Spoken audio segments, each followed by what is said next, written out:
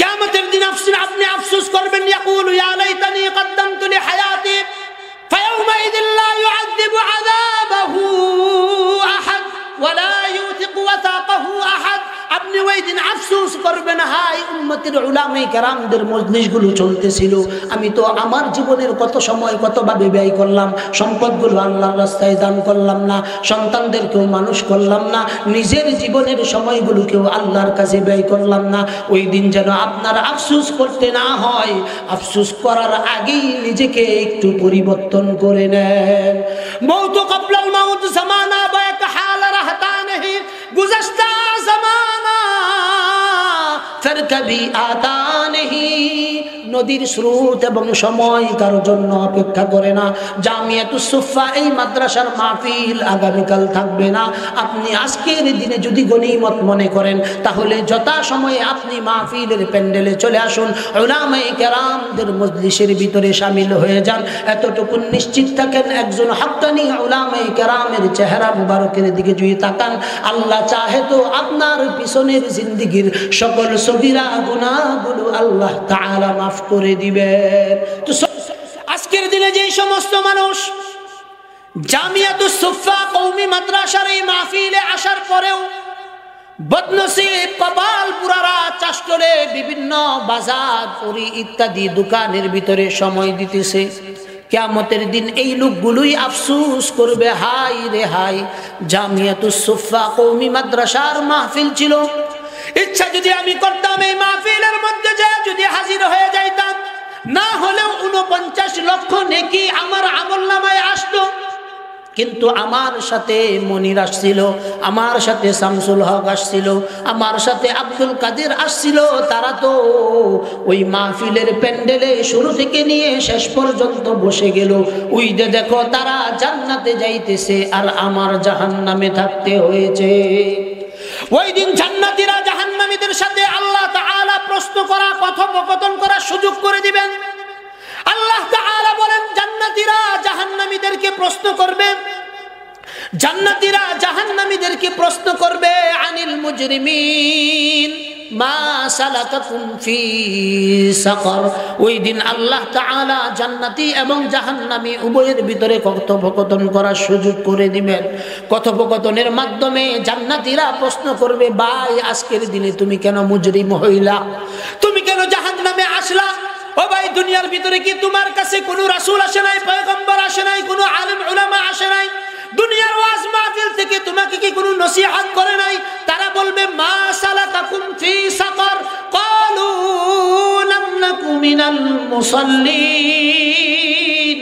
ওই দিন জাহান্নামীরা উত্তর দিবে, ভাই জান্নাতীরা উত্তর দিবে, জাহান্নামীরা যখন উত্তর দিবে তখন শুধু আফসোস করে বলবে, ভাই ওই দিন আমাদের কাছে সবাই আসছিল, কিন্তু আমরা তো তাদের নসিহতগুলোকে গ্রহণ করছি না। হুজুররা বলছিল, মাহফিলের ময়দানে যদি আসি, আল্লাহ তাআলার পক্ষ থেকে রহমতের ফেরেশতারা এই মাহফিলগুলো বেষ্টন করে, হাফাতহুমুল মালায়েকা ওয়া গাশিয়াতহুমুর রাহমা ওয়া নাযালাত আলাইহিমুস সাকিনাহ। চিল্লায়ে বলেন আল্লাহু আকবার। আওয়াজ হয় নাই, আরো জোরে বলতে হবে আল্লাহু আকবার। আওয়াজ হয় নাই, আরো জোরে বলতে হবে আল্লাহু আকবার। আল্লাহর নামের তাসবিহ এটা যতবার বলবেন ততবার আল্লাহ তাআলা আপনার ডাকে সাড়া দিবেন। রবের আদত হইল, বান্দা যদি রবকে ডাক দেয়, রব বলেন আমার বান্দা যদি একবার ডাক দেয়, আমি রব বান্দার ডাকের মধ্যে 70 বার আমি সাড়া দেই। তাইলে আল্লাহ তাআলাকে ডাক দেওয়া। এখন আপনি চিন্তা করলেন যে আমি মাহফিলের ভিতরে আসলাম না, 49 লক্ষ নেকি থেকে আপনি মাহরুম হইলেন, এতে কোনো সন্দেহ নাই। কি জন্য আপনি মাহরুম হইলেন? উলামায়ে কেরামদের মজলিস গুরুত্বপূর্ণ মজলিস। আলাইকুম বিউজালাসাতিল উলামা। উলামায়ে কেরামদের মজলিস এটা দুনিয়ার ভিতরে আপনারা এটার গুরুত্ব বুঝবেন না, দুনিয়ার ভিতরে এটার গুরুত্ব বুঝার যোগ্যতা আপনার নাই। তবে এতটুকু নিশ্চিত থাকুন, কিয়ামতের দিন যখন আল্লাহর সামনে দাঁড়াইবেন, ওই দিন আপনার এমন কোনো বন্ধু পাইবেন না যেই বন্ধু আপনাকে সুপারিশ করে জান্নাতে নিয়ে যাবে। কি জন্য আপনি পাইবেন না? ভালো করে চিন্তা করেন। আমরা দুইজন মেহমানকে দূর থেকে দাওয়াত দিয়েছি, দুইজন মেহমানকে অনেক টাকা পয়সা খরচ করে আমরা এই মাহফিলের মধ্যে এনেছি আপনাদেরকে ওয়াজ নসিহত গুলো শোনানোর জন্য। ওয়াজ নসিহত গুলো এটা মনে করেন না শুধুমাত্র ব্যবসার উদ্দেশ্যে করা, বরঞ্চ না রে বাবা, এই ওয়াজ নসিহত গুলো আল্লাহর রাসূলকে আল্লাহ তাআলা নিজে আদেশ করিয়ে তারপরে ওয়াজ মাহফিলের স্টার্ট করিয়েছেন। আমি দলিল দিতেছি, যা কথা হবে কোরআন থেকে কথা হবে, হাদিস থেকে কথা হবে। রাসূলকে আল্লাহ তাআলা নবুয়ত প্রাপ্তির 1 বছরের মাথায় আল্লাহর পক্ষ থেকে আল্লাহর রাসূলকে আদেশ করা হয়েছে, ওয়া আনদির আশীরাতাকাল আকরাবিন। আল্লাহর পক্ষ থেকে নবীকে আদেশ করা হয়েছে, নবী আমার, আপনি আপনার আত্মীয় স্বজন নিকটস্থ যারা আছে এদেরকে আপনি আল্লাহর দ্বীনের দিকে দাওয়াত দিতে থাকেন। আল্লাহর পক্ষ থেকে আদেশ, নিকটস্থদেরকে আপনি দাওয়াত দিতে থাকেন। আল্লাহ তাআলা নবী যখন তাদেরকে দাওয়াত দিলেন, নবী ঘোষণা দিলেন, ইয়া আইয়ুহান নাস, ইয়া আইয়ুহান নাস কুলু লা ইলাহা ইল্লাল্লাহু তুফলিহুন। চিল্লায়ে বলেন আল্লাহু আকবার। আল্লাহর নবী ঘোষণা দিয়ে দিলেন, হে মানুষ সকল, তোমরা আমার সঙ্গে একবার একটু স্বীকার করে নাও, লা ইলাহা ইল্লাল্লাহু মুহাম্মাদুর রাসূলুল্লাহ। তোমরা যদি এটা স্বীকার করে নাও, নবীজি সবাইকে ডাকলেন, সাফা পাহাড়ের নিকটে সবাই আসো, আত্মীয় স্বজন সবাইকে ডাকলেন, সবাই আসলেন। নবীজি সবাইকে উদ্দেশ্য করে কয়েকটা কথা বলছেন। তাহলে বোঝা গেল আল্লাহ তাআলা নিজে আদেশ করেছেন, নবী আপনার নিকটস্থ আত্মীয়দের মাঝে আপনি ওয়াজ করেন। কি করেন? ওয়াজ করেন। নবীজি সাফা পাহাড়ের উপরে দাঁড়িয়েছেন, যারা শ্রোতা ছিল নবীজির আত্মীয় স্বজন ছিল তারা নিচের মধ্যে দাঁড়িয়েছেন। বোঝা গেল যিনি আলোচনা করেন তিনি উপরে থাকবেন, আর যারা শ্রোতা হবে তারা নিচে থাকবে। সুন্নত কার? কার সুন্নত বলেন না কেন? আল্লাহর নবীর সুন্নত।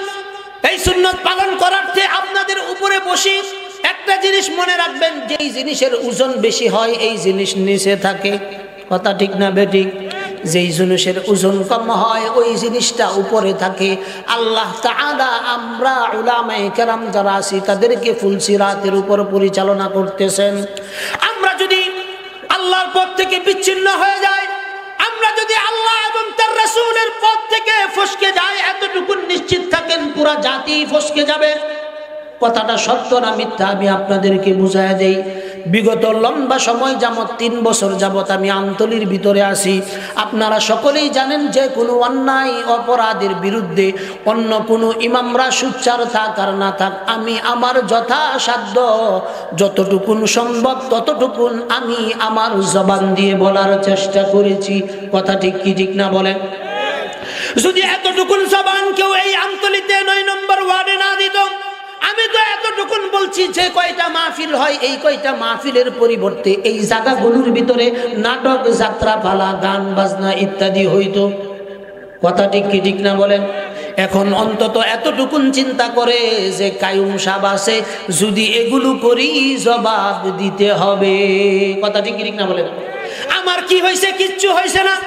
যা একটু শাস্ত্রের ভিতরে, শাস্ত্রের যারা সাইকুল হাদিস আছে তারা একটু আমার বিরুদ্ধে বলছে, কিচ্ছু আসে যায় না। আল্লাহ তাআলা যে পশমগুলো যেভাবে রাখছিলেন এভাবেই আছে, কোনোটা দাঁড়ায়ও নাই, শুয়েও নাই, তাদের কথা তাদের মুখে আছে। আল্লাহ তাআলা আমাদের ইজ্জত সম্মান আকাশ সমপরিমাণ উচ্চতায় নিয়ে গেছে। কথা ঠিক ঠিক না বলেন? এজন্য আল্লাহ তাআলা বলেন, কুলিল্লাহুম্মা মালিকাল মুলক, قل اللهم مالك الملك تؤتي الملك من تشاء وتنزع الملك ممن تشاء وتعز من تشاء وتذل من تشاء بيدك الخير إنك على كل شيء قدير। আল্লাহ তাআলা কি বলেন? কুলিল্লাহুম্মা মালিকাল মুলক। আল্লাহ কই নবী আপনি বলেন এই যে দুনিয়ার রাজা বাদশাহী এই যা কিছু আছে সব কিছু আমার হাতে, এটা কারো হাতে না। কথা ঠিক কি ঠিক না বলেন? আল্লাহ তাআলা নিজের কাছে কিছু জিনিস রাখছেন, হায়াত, মওত, রিজিক, ধন দৌলত, ক্ষমতা, এগুলো আল্লাহ তাআলা নিজের হাতে রাখছেন।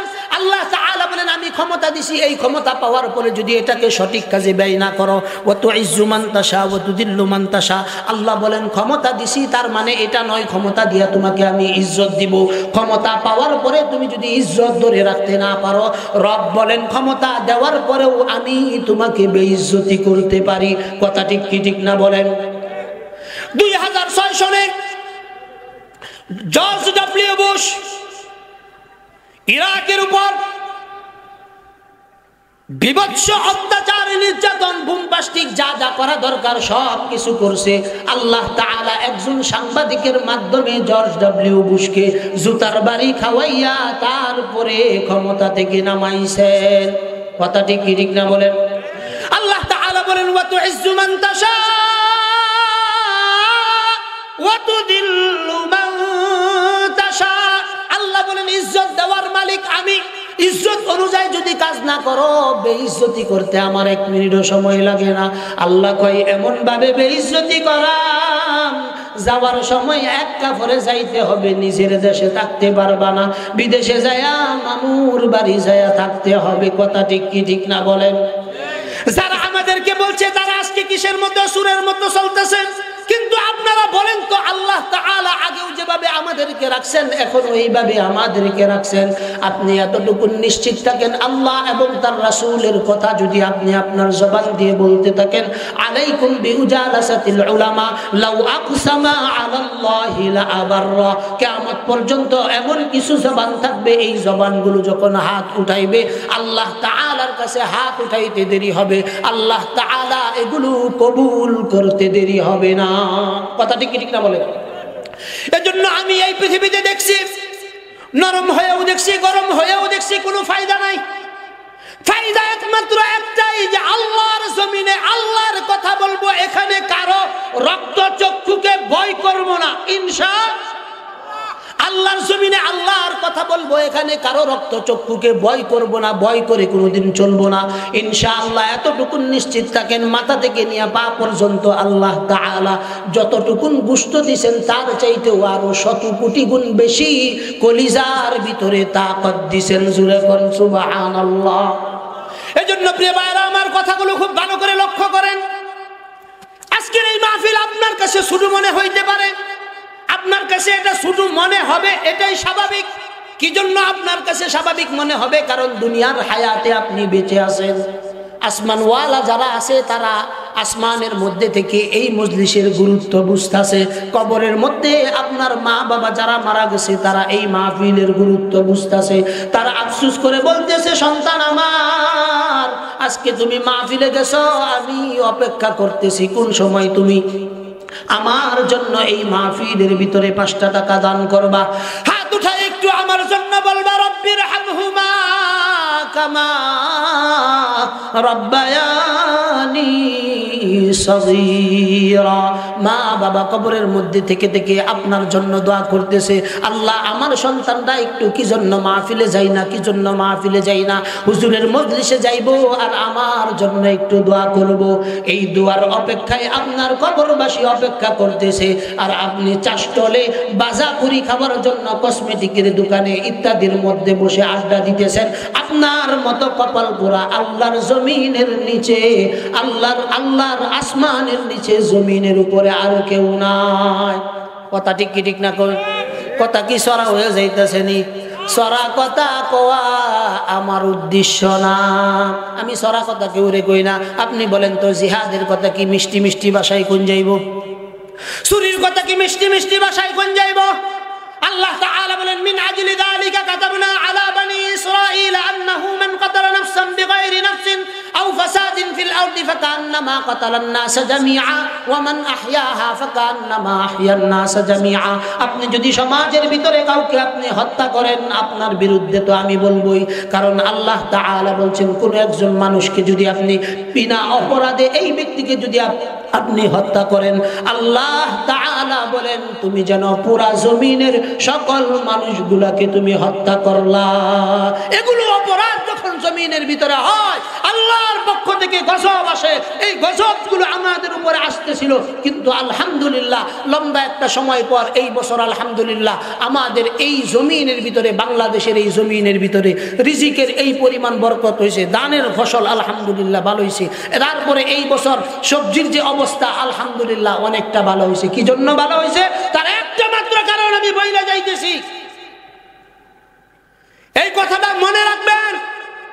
আমরা এই দেশে থাকি অথবা না থাকি, এতটুকু মনে রাখবেন, যেই সমাজের পুরুষের নেতৃত্ব মহিলা দেয়, এই সমাজের সকল পুরুষদের কচু গাছে ফাঁসি নিয়ে মরা উচিত। কথা কন না কে? কচু গাছে ফাঁসি নিয়ে মরা উচিত। মিয়া, স্বাধীনতার পর থেকে শেখ মুজিব, জিয়াউর রহমান মারা যাওয়ার পর থেকে আমাদের নেতৃত্ব কারা দিতেছে বলেন তো? কথা কারা দিতেছে নেতৃত্ব? মহিলা নেতৃত্ব দিতেছে। আর মহিলা যেই দেশে নেতৃত্ব দেয়, এই দেশে গজব আসার লাগিয়া অন্য কোনো অপরাধ লাগে না, এই অপরাধই যথেষ্ট। কথা ঠিক কি ঠিক না বলেন? এই জন্য পুরুষকে নেতৃত্ব দিবেন, আল্লাহ যে দলেই আসুক পুরুষকে নেতৃত্ব দিবেন। আওয়ামী লীগ আসুক সমস্যা নাই, বিএনপি আসুক সমস্যা নাই, কেউ আসুক, এটাতে আমাদের কোনো সমস্যা নাই। পুরুষকে যদি অন্তত লিডার বানান। আপনারা তো জানেন আমি দীর্ঘদিন বিদেশে ছিলাম, আরবিরা সবচাইতে যেই প্রশ্নটা আমাকে বেশি করতো, তগো দেশ কি কোনো পুরুষ নাই? উত্তর দেওয়ার কোনো বাউ নাই। আমি কইতাম আছে, কিন্তু এগুলো মেরুদণ্ডহীন পুরুষ। এগুলো কি পুরুষ বলেন? মেরুদণ্ডহীন পুরুষের আমাদের এই জগতে অভাব নাই। এজন্য মেরুদণ্ড সোজা রেখে চলতে হবে। আল্লাহর জমিনে আল্লাহর দিন কায়েম করার জন্য নিজের সর্বোচ্চ শক্তি দিয়ে, নিজের সময়, কাল, শ্রম এগুলোকে ব্যয় করতে হবে, যেন আল্লাহর জমিনে আল্লাহর দিন কায়েম করার জন্য আমি নিজেকে সচেষ্ট রাখতে পারি। পারবো তো ইনশাআল্লাহ। আয়াতে কারিমা তেলাওয়াত করেছিলাম, আল্লাহ তাআলা নিজে কোরআনে কারীমের ভিতরে বলেন, কারণ আমার উদ্দেশ্য হলো মাদ্রাসা সম্পর্কে কয়েকটি কথা বলা। আল্লাহ তাআলা নিজে বলেন, কুল হাল ইয়াস্তাবিল্লাযীনা ইয়ালামুনা ওয়াল্লাযীনা লা ইয়ালামুন। আল্লাহ তাআলা বলেন, নবী আপনি বলে দেন, আপনার উম্মতের ভিতরে যারা জানে এবং যারা জানে না উভয়ের মর্যাদা কখনো এক না। যেই ব্যক্তি জানে এই ব্যক্তির মর্যাদা আল্লাহ তাআলার কাছে অনেক বেশি। এটা আপনি মনে করতেছেন আমি বানায়া বলতেছি, না না না না, আল্লাহ তাআলা নিজেই বলেন, ইন্নামা ইয়াখশাল্লাহা মিন ইবাদিহিল উলামা। চিল্লায়া বলেন আল্লাহু আকবার। আল্লাহ তাআলা কোরআনে কারীমের এক সূরার ভিতরে বলেন, ইন্নামা ইয়াখশাল্লাহ, আল্লাহ বলেন নিশ্চয়ই তারা আমাকে ভয় করে।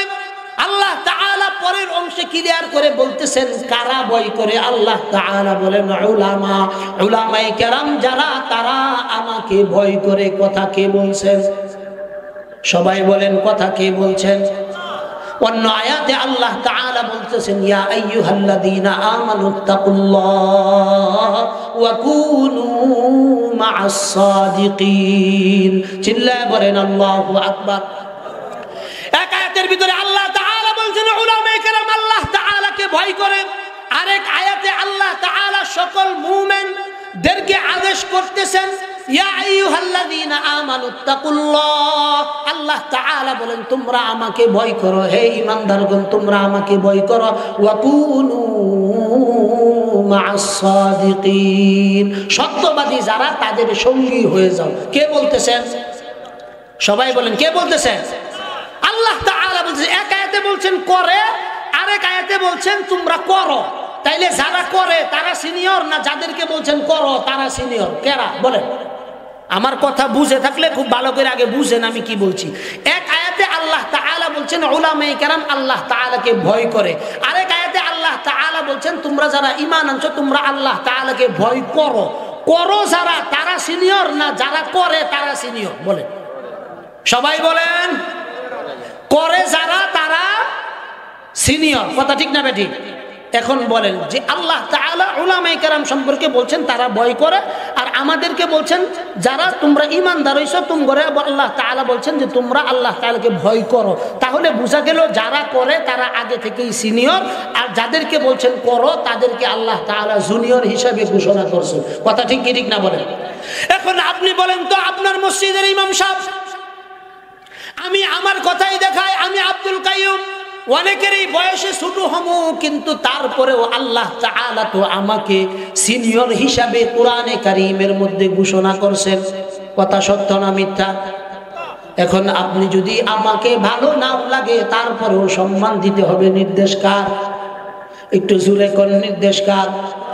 আপনি যদি মনে করেন যে না আমি তাকে সম্মান দেব না, এতটুকু নিশ্চিত থাকেন যুগের কোন আলেমের সাথে যদি আপনার দ্বন্দ্ব লাগে, এতটুকু নিশ্চিত থাকেন অধিকাংশ মাহফিলের ভিতরে আমি বলি এক নাম্বার ক্ষতি যেটা হবে, আপনি যদি উম্মতের উলামায়ে কেরামদের সাথে আদাওয়াতি দুশমনির ভিতরে যদি লেগে যান, দুনিয়ার ভিতরে আপনার প্রথম ক্ষতি নাম্বার 1 হলো আপনি আপনার পরিবারের ভিতরে পশ্চিমকালেও ভালো সন্তান পাবেন না।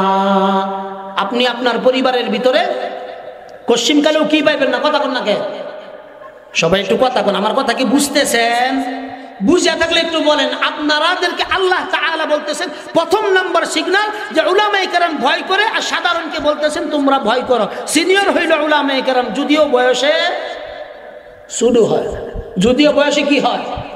আব্বাস রাদিয়াল্লাহু তাআলা আনহুকে একজনে প্রশ্ন করলো যে আপনার মর্যাদা বেশি না আপনার ভাতিজা মুহাম্মাদের মর্যাদা বেশি? তো আব্বাস বলতেছেন পশ্চিমকালেও আমার মর্যাদা বেশি হতে পারে না, আমার ভাতিজা মুহাম্মাদের মর্যাদা বেশি। কি জন্য? কারণ আল্লাহ তাআলা নবুয়ত প্রাপ্তির সিলেক্টেড প্রাপ্ত ব্যক্তির নাম হলো মুহাম্মাদুর রাসূলুল্লাহ সাল্লাল্লাহু আলাইহি ওয়াসাল্লাম। মসজিদের ইমাম আপনার বয়সে শুরু হইতে পারে, ইচ্ছা করলেই আপনি তাকে তুই তুমকার করে বলতে পারবেন না, তুমি করে বলতে পারবেন না, তাকে যথাযোগ্য সম্মান দিয়ে কথা বলতে হবে। কথা ঠিক কি ঠিক না বলেন? আপনি মনে করেন আল্লাহ রাসূলকে সবচেয়ে বেশি মহব্বত করতেন আবু বকর সিদ্দিক রাদিয়াল্লাহু তাআলা আনহু। এক হাদিসে আবু বকরকে প্রশ্ন করা হয়েছে, আবু বকর আপনার কাছে প্রিয় কাজ কি? আবু বকর বলেন আমার জন্য প্রিয় কাজ হলো আল্লাহর রাসূলের দরবারে এসে রাসূলের মুখের দিকে তাকায়া থাকা। কি কাজ? আল্লাহ রাসূলের দরবারে এসে আল্লাহ রাসূলের চেহারার দিকে কি করা? একটু জোরে কর না, কি করা? বাজান বাতাস দাঁড়াল তো কি করা? তাকায়া থাকা। আপনি যদি যুগের উম্মতের উলামায়ে কেরামদের সাথে যদি মুহাব্বতের তাআল্লুকের সম্পর্ক রাখতে চান, রাখতে হলে আপনাকে প্রথম নাম্বার শর্ত যেটা করতে হবে, উলামায়ে কেরামদের সাথে গভীর সম্পর্ক স্থাপন করতে হবে। আমি আমার আমতলি থেকে নিয়ে মনোহর পর্যন্ত আপনাদেরকে আমি বলি, এতটুকুন আপনি দেখেন তো কয়টা পরিবার আছে যেই কয়টা পরিবারের ভিতরে আলেমদের সাথে সুসম্পর্ক নাই। মসজিদ কমিটির ভালো গুরুত্বপূর্ণ দায়িত্বে বসে আছে, কিন্তু আলেম উলামাদের বিরুদ্ধে বলে আলেম উলামাদের সঙ্গে গভীর সম্পর্ক নাই, এই পরিবারের ভিতরে একটা ভালো সন্তান পাইবেন না। কথা ঠিক না বেঠিক? আমার আমতলি থেকে নিয়ে এই পর্যন্ত যদি আপনি নজর দেন, তাহলে আপনি এই রকম পরিবার, অসংখ্য পরিবার পেয়ে যাবেন যে পরিবারের সন্তান ভালো হয় নাই। আমি জানি এমন অনেক পরিবার আছে, আমি দেখেছি বয়স্ক এমন অনেক মানুষ আছেন বিড়ি খান, কিন্তু দূর থেকে যদি দেখেন যে আমি আসতেছি, সঙ্গে সঙ্গে দামি গোল্ডিপ বিড়িটাও যদি হয়, আরো ভালো ভালো যদি হয়, তারপরেও সঙ্গে সঙ্গে ফালাইয়া দেয়। ফালাইয়া সেইরা পাও দিয়া একটা কসলায় দিয়া সুন্দর কইরা দুমাটারে সাইরা সুন্দর কইরা সালাম দেয়, বাজি কেমন আছেন, ভালো আছেন কিনা? কথা ঠিক কি ঠিক না বলেন? এই যে আমাদের এই অবস্থা কিভাবে হইল? এই অবস্থার একমাত্র কারণ হলো অনেক মুরব্বীরা আছে, যদিও আমাদের সাথে সময় কম দেয়, কিন্তু মুহাব্বত দূর থেকে আমাদেরকে করে। কথা ঠিক কি ঠিক না বলে? আবার কিছু মানুষ আছে মুহাব্বত করে না, আবার কিছু মানুষ আছে দেখবে উমুকরে আমি ভালো পাই, কিন্তু হ্যাঁ যদি এইটা না করতো তারে অনেক ভালো লাগে। যেমন এই দেশের ভিতরে অনেক মানুষ আছে কাইয়ুম সাহেবের অনেক ভালো লাগে, হাসি খুশি চলে সব বলে, কিন্তু এইটার বিরুদ্ধে কই, এইটার বিরুদ্ধে কই, এগুলার বিরুদ্ধে যদি না কইতো তাইলে তার মতো ভালো মানুষ আসেন না। তোমার মতো আবু জাহেল এই যুগে না, শুধু আল্লাহর রাসূলের যুগেও এই জমানার আবু জাহেলরাও ওই জমানার মধ্যে ছিল। কথা ঠিক কি ঠিক না বলেন? যুগের আবু জাহেল সমাজের সর্ব অবস্থায় থাকে। আবু জাহেল আল্লাহর রাসূলকে এসে বলছেন, মুহাম্মদ, মক্কার কাবার ঘরের ভিতরে যে মূর্তিগুলো আছে, এই মূর্তিগুলো যদি তোমাকে স্বীকার কইরা নেই যে তুমি আল্লাহর নবী, তাহলে আমি তোমাকে মাইনা নিব, তুমি আল্লাহর নবী, আমি কালিমা পাঠ করব। আল্লাহর রাসূল শাহাদাত আঙ্গুলিয়া যখন ইশারা করলেন, বললেন এই মূর্তিরা সবাই এক বাক্যে আমার নবুয়তির সাক্ষী দাও। সবাই এক বাক্যে যখন নবুয়তির সাক্ষী দিল, শয়তান আবু জাহেল কি কইছে? দেখছনি মুহাম্মদের মতো এত বড় জাদুঘর আমার জীবনে আর কাউকে দেখি নাই। কথা ঠিক কি ঠিক না বলেন? তাইলে বুঝা গেল যুগের আবু জাহেলরা যা কয় ওই যুগের আবু জাহেলরাও এইভাবেই কথা বলতো। কথা ঠিক কি ঠিক না বলেন? মুহাম্মদ সাল্লাল্লাহু আলাইহি সাল্লামকে তিনটা অফার দেওয়া হয়েছিল, মুহাম্মদ তুমি যদি এক কালিমার দাওয়াত না দাও, এক আল্লাহর দাওয়াত না দাও, তোমাকে আমরা তিনটা প্রস্তাব দিতেছি। আরবের সবচেয়ে সুন্দরী মহিলা তোমাকে বিবাহ দেয়া দিব। যদি তুমি ক্ষমতা চাও আমরা সকলেই ক্ষমতা ছেড়ে দিব, আর যদি তুমি সম্পদ চাও আমাদের সকল সম্পদগুলো তোমার পায়ের নিচে এসে আমরা ডালিয়ে দিব। কয়টা প্রস্তাব দেওয়া হয়েছিল? তিনটা প্রস্তাব দেওয়া হয়েছিল, গুরুত্বপূর্ণ প্রস্তাব। আল্লাহ রাসূল কি বলছিলেন? আমার এক হাতে যদি চন্দ্র আর এক হাতের মধ্যে যদি সূর্য আইনা দাও, তারপরেও আমি একবাদের ঘোষণা, তাওহীদের ঘোষণা দিতেই থাকবো। তাওহীদি জনতাও একই ঘোষণা দিতেছে, কিয়ামত পর্যন্ত তাওহীদবাদীরা তাওহীদের ঘোষণা দিতেই থাকবে। কথা ঠিক কি ঠিক না বলেন? সব মানুষের কাছে আমাদের ভালো হইতে হবে এমন কি কোনো শর্ত আছে? কথা বলেন না কেন? সব মানুষের কাছে আমাদের ভালো হইতে হবে। সমাজের যে নামাজি আছে, সমাজের যিনি 5 ওয়াক্ত নামাজি আছে, সমাজের যিনি নেককার মানুষ আছেন, তিনি আমাকে মুহাব্বত করেন, এই বিষয়ে কোনো সন্দেহ। কথা ঠিক ঠিক না বলেন? সমাজের কিছু লাফাঙ্গা, চোর, বদমাশ, বাটপার যারা অন্যের সম্পদ চুরি করে খায়, জোর করে খায়, বিচারের নামে তার কাছ থেকে 10,000, অন্যের কাছ থেকে 10,000, এইরকম দামদামি কইরা যারা চলে, তাদের কাছে আঙ্গর ভালো হওয়ার কোনো প্রয়োজন নাই। তোমরা বালা কইও, এই দলিল আঙ্গর দরকার নাই। ভালো মানুষরা ভালো করবে, এটাই কিয়ামতের দিন আমরা সামনে পেশ করব। কথা ঠিক কি ঠিক না বলেন? এই কারণে আমাদের এই বিষয়গুলোতে সতর্ক থাকা চাই যে উম্মতের উলামায়ে কেরামদের মজলিস গুরুত্বপূর্ণ মজলিস, যেন তেন মজলিস নামিয়া কিয়ামতের দিন আপনি আফসোস করবেন, ইয়াকুলু ইয়া লাইতানি কদ্দামতু লিহায়াতি ফায়াউমাইযিন লা ইউআযযিবু আযাবাহু আহাদ ওয়া লা ইউতিকু ওয়াসাকাহু আহাদ। আপনি ওই দিন আফসোস করবেন, হায় উম্মতের উলামায়ে কেরামদের মজলিসগুলো চলতেছিল, আমি তো আমার জীবনের কত সময় কতভাবে ব্যয় করলাম, সম্পদগুলো আল্লাহর রাস্তায় দান করলাম না, সন্তানদেরকেও মানুষ করলাম না, নিজের জীবনের সময়গুলোকেও আল্লাহর কাছে ব্যয় করলাম না।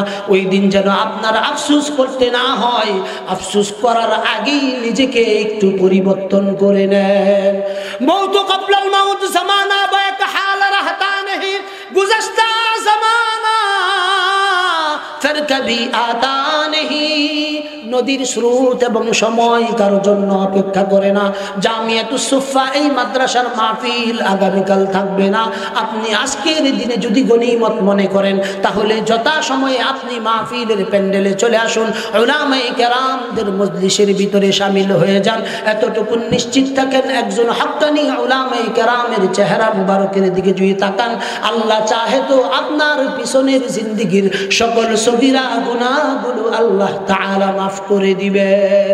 তো সগীরা গুনাহগুলো আমরা যারা মাফ করাইবার চাই তারা এখানে আসি, যারা মাফ করাইবার না চাই তো আপনার জন্য নসিহত না, কারণ আপনাকে আল্লাহ তাআলা হেদায়েতের রাস্তায় পরিচালিত করবেন না। কিছু মানুষ আছে আল্লাহ তাআলা তার ভিতরে খতামাল্লাহু আলা কুলুবিহিম ওয়া আলা সামঈহিম ওয়া আলা আবসারিহিম গিশাওয়া ওয়া লাকাদ দারাবনা লিজাহান্নামা কাসীরাম মিনাল জিন্নি ওয়াল ইনস লাহুম কুলুবুন লা ইয়াফকাহুনা বিহা ওয়া লাহুম আ'য়ুনুন লা ইবসিরুনা বিহা। আল্লাহ যখন মস্তিষ্ক দিবেন, এই মস্তিষ্ক নিয়ে যখন তুমি গুগুবর নিয়ে চিন্তা করবা, তোমার মতো মানুষের আল্লাহর কাছে কোনো মূল্য নাই। আল্লাহ তাআলা বলেন, তোমাকে একটা অন্তর দিছি, তোমাকে একটা চক্ষু দিছি, তোমাকে শ্রবণ করার জন্য কান দিছি, এগুলো দিয়ে যদি তুমি আমার কথা না শুনো, আমার কুদরতের চিন্তা না করো, আল্লাহ তাআলা বলেন তোমার মতো চতুষ্পর জানোয়ার আমার কোনো প্রয়োজন নাই, কোনো প্রয়োজন নাই। কি জন্য?